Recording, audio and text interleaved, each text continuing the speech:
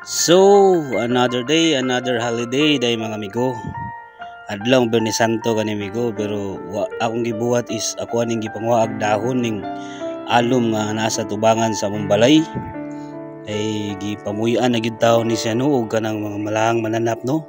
Sama sa mga lampinig, buyog, tambubuan, putyukan, kana pa yung mga kusog kaayo nga maglupad-lupad sa mga ulo bitaw manggukod jud ra ba ning mga mananapa ni.